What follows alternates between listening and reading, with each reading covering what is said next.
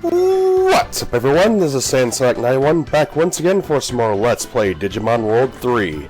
In the last part, we finally got past Zanbamon, annoying as that was, and we made it here to Suzaku City, defeated the leader, and now we're on the hunt for Lucky Mouse. In this part, we're gonna start doing just that. And of course, I did a little training off screen, as per usual. And also, I was sick for the past few days. That wasn't fun. So, in order to actually start looking for him, I need to talk to a NPC over here.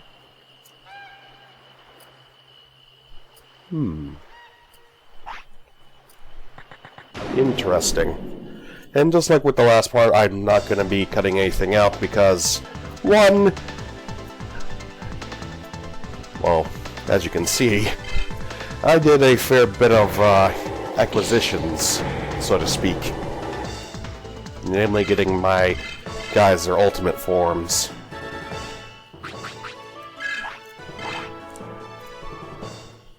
And also, I'm a lazy bastard! So now I gotta head over to Bulk Bridge again in order to see the Shrine of Reliability.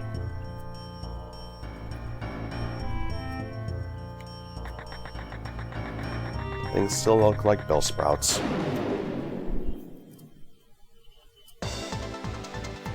Oh, Bakuman. You poor bastard. I did look into the next gym, which is a bit further past the jungle area. And thankfully we are able to actually level up our darkness tolerance. It probably won't be until a bit later that we'll actually be able to upgrade our machine tolerance.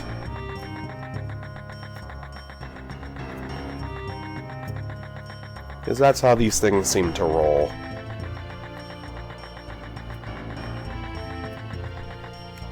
Great looking architecture, I must say.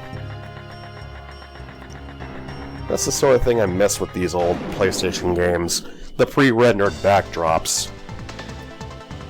Sure, they're not able to be interacted with, but they still look quite good. And it's only with things nowadays that we're actually able to interact with them. And if you're wondering about that little green sparkle that just showed up, I actually have a weapon on Koatmon that allows him to absorb HP sometimes whenever he does a regular attack.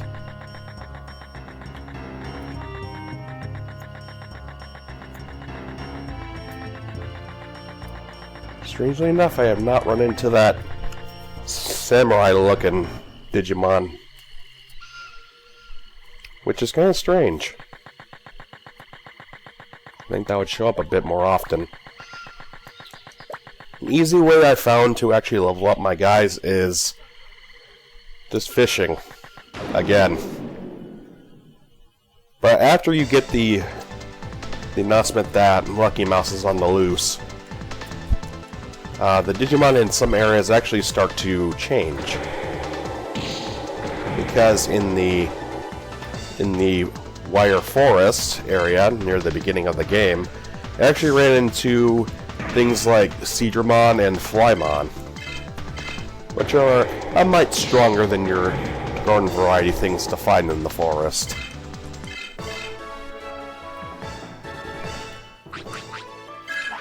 I guess it goes up. The challenge goes up every time that you actually go further in the story.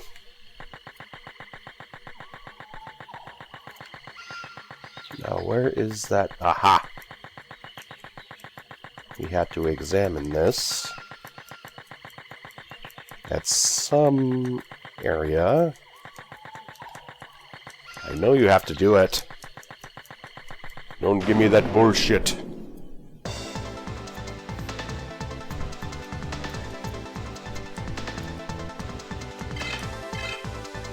It's always something they have to do at a specific point. that gets under my skin.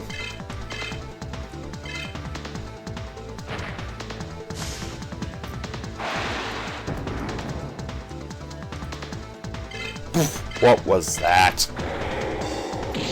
Even if I wasn't an ultimate, it'd still be weak as hell. Now, I believe that we will get War Greymon if we continue to get him up to either 50 or 99. It's one of the two. And that'll probably end up being like our first Mega to actually grab. There we go. We gotta ask our local shaman for help. Thankfully he's close by, so that's not gonna cause too much of a pain in the ass. And this is why you need the TNT ball from earlier. Yep, we're gonna blow a fucking hole in it.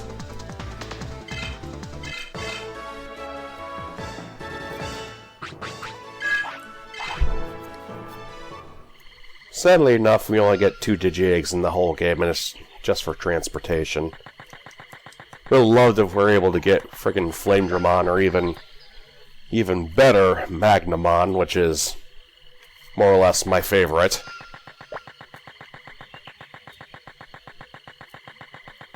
As he has powers comparable to a frickin' Mega, and possibly even higher than that. Just from a simple Digi-Armor Digivolve.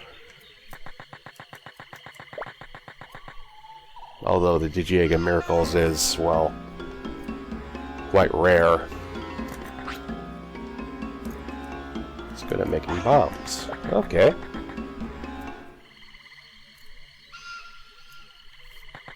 And he is back over in the Protocol Ruins, which means more backtracking.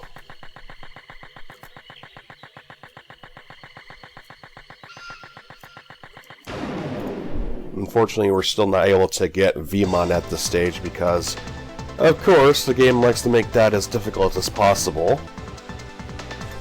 And I call it a blatant lie when online things say that he's most often the first one you find. Even the guide that I'm reading says that. Oh, he's more often the first one you get. No. As you saw in the playthrough so far, the first one we got was Agumon.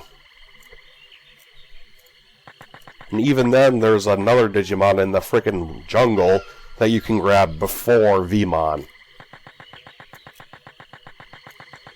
So that was a fucking lie.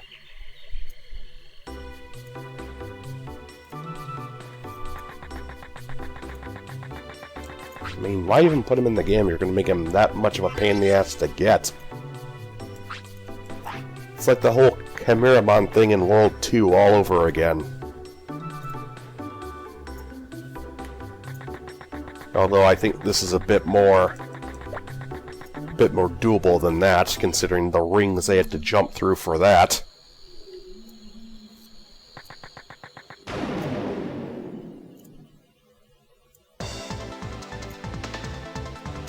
Such weaklings. So little time. Along with the training, I did manage to fight quite a few Cardmon as well. Unfortunately, didn't get too many good cards with that, but it built up my money so that I was able to buy some more cards from Divermon in Suzaku City. So our deck is a bit stronger. Probably still not able to actually fight anyone with them without getting our asses kicked, for that matter.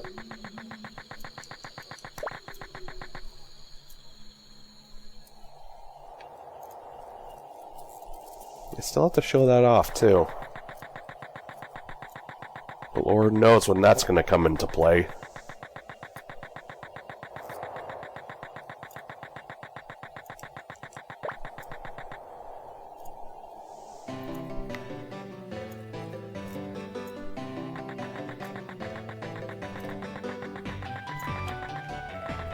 Or who tore that Shellmon out of its shell? Come to think of it, what would Shaman look like without a shell? This weird mollusk thing with no legs.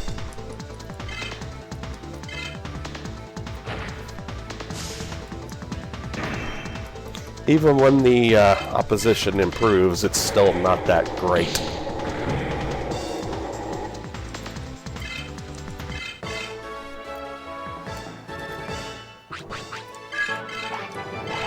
It's gonna be a while before we hit another level up, considering how much I did off screen.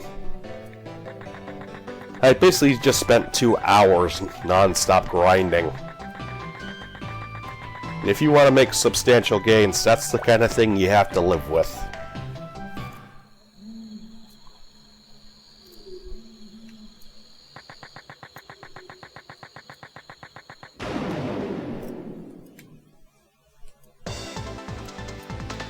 Oh, and there's a Kakatorimon.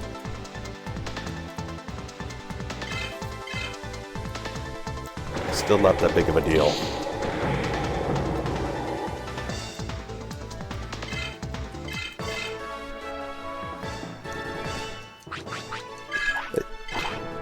They should not send a bird to do a machine's job. I don't recall things in the ruins being too different from before, either.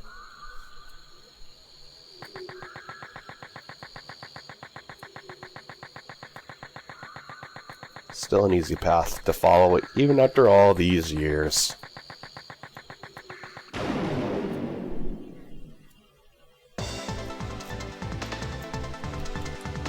They just never stop, do they? And also the nails on the back of Melgremon's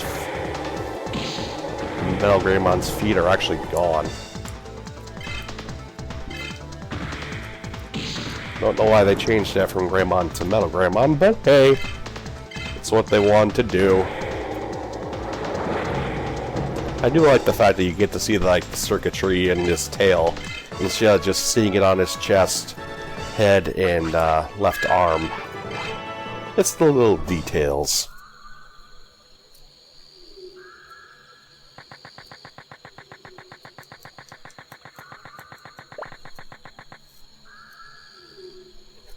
I'm just wondering when we're able to get like real good equipment. Because right now I'm basically armed to the teeth with the best stuff I can get. And even that ain't that good. Aaron, Lon, what the hell are you doing? Of course there's more than one.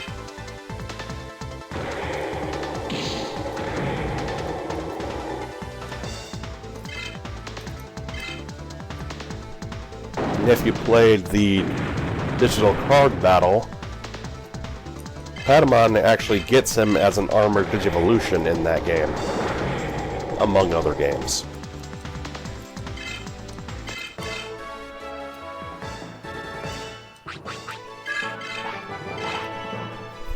One of the few Digimon to actually survive Metal Greymon's swipe of the arm.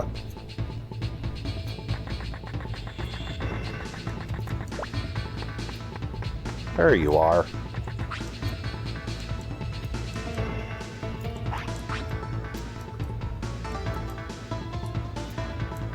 Thank you. Again, it's best to get the ingredients as early as possible, just to cut out the middleman. Cut out all the bullshit. The Flame Lance sounds great and all, but it's not exactly all that strong at this point. I say that and it brings down to your death. The game just like screw me over.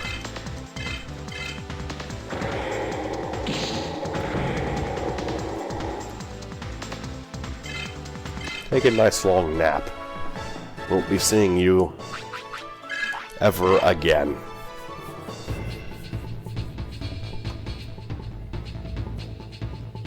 Unfortunately, there's no way to re-challenge some of these NPCs like Pheromon or Master Tyrannomon. Which kind of blows.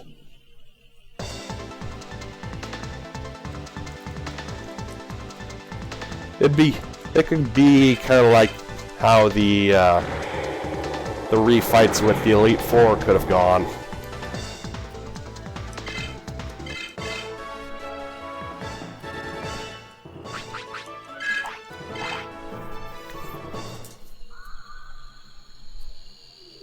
But hey, that's how they wanted to do things. And also, I don't think that happened until a bit later after this game's release. I don't think it's even in the... It's in the European version.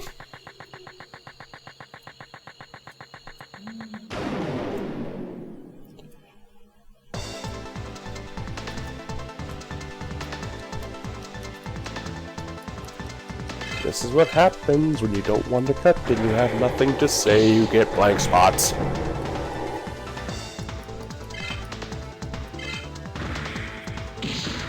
Probably one of the best things to happen with the advent of the internet and online stores and all that is the fact that when something gets released, it's released everywhere. No more things like Kingdom Hearts Final Mix getting just stuck in Japan and not getting tossed everywhere else.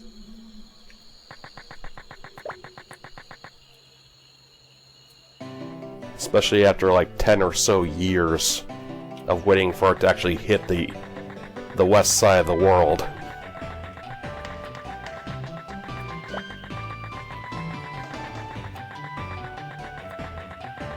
Lord knows we don't need another fucking Final Mix.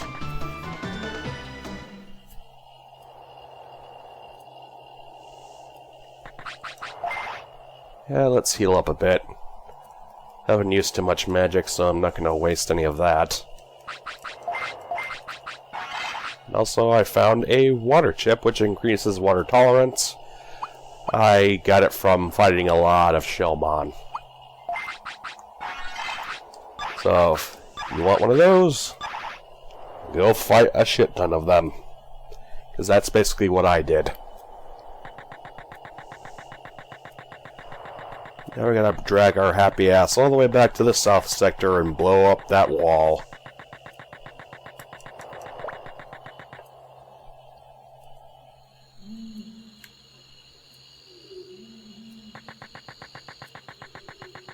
You're wondering what those little platforms are that are surrounding the water?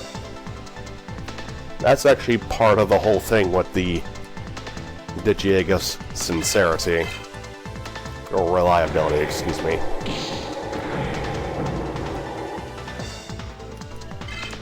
What they are basically swimming spots that take you from one area to another. And unlike the method that comes a bit later after this, it's basically one trip, one direction. Instead of just being able to traverse everywhere, like you are with the other method. Which is rather sad.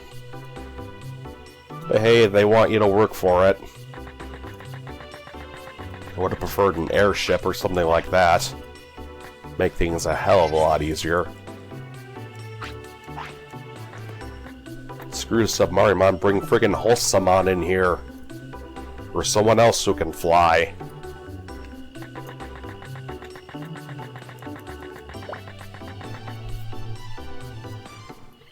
Which, when you really think about it, is kind of strange. Usually if a game doesn't have fast travel, they often have something to make traveling a bit faster, like an airship.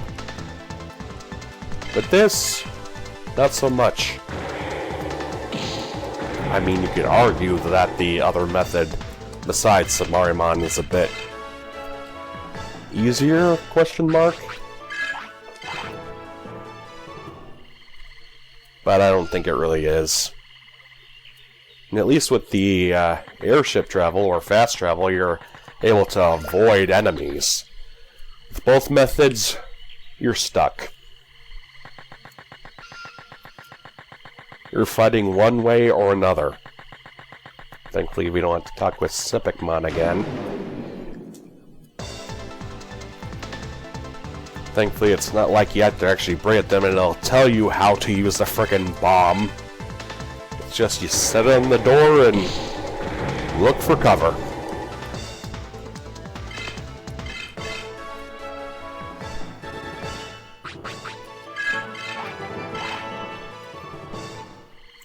I'm not going to be able to get Skull Greymon to level 50, so there's no real big point in grinding up Greymon's levels anymore until I get to that tolerance level, which I believe is 150, if I'm thinking correctly.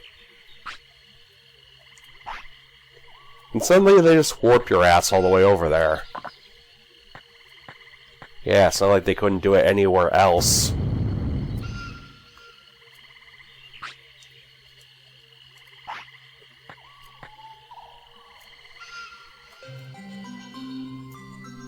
Seems like a reliable spot to me. You're hurt. And there it is, the Digi-Egg of reliability.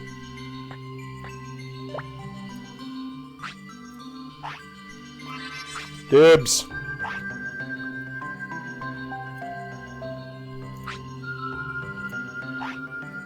Sweet.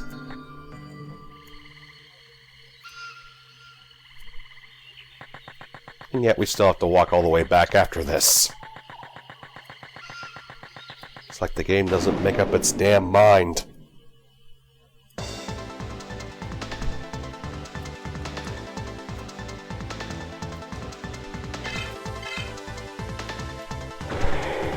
I can already tell that the journey across the sea is going to be a bit of a pain in the ass.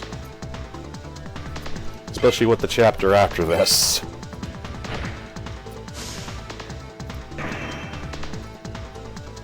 Get your weak bullshit out of here.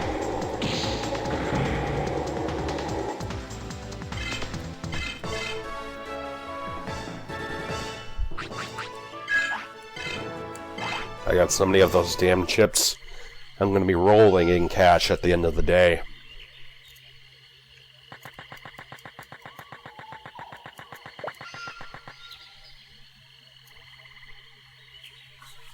All this just to cross the damn ocean.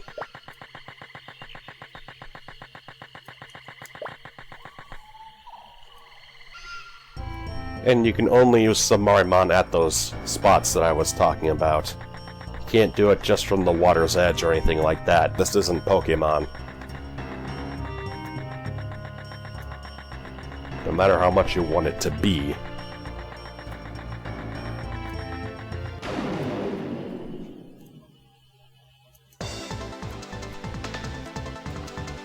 I wonder how many parts it's going to take for me to actually hit the proper Mega level with my partners. I'm guessing 20 more or so.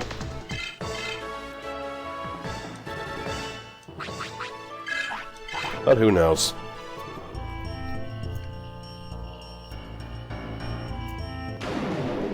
I barely even made a step. And they keep pulling this shit. And this is sort of funny slash frustrating. Off screen while I was trading, I was going to go towards the jungle area that's west of Suzaku City. I went into 3 consecutive fights, one after the other.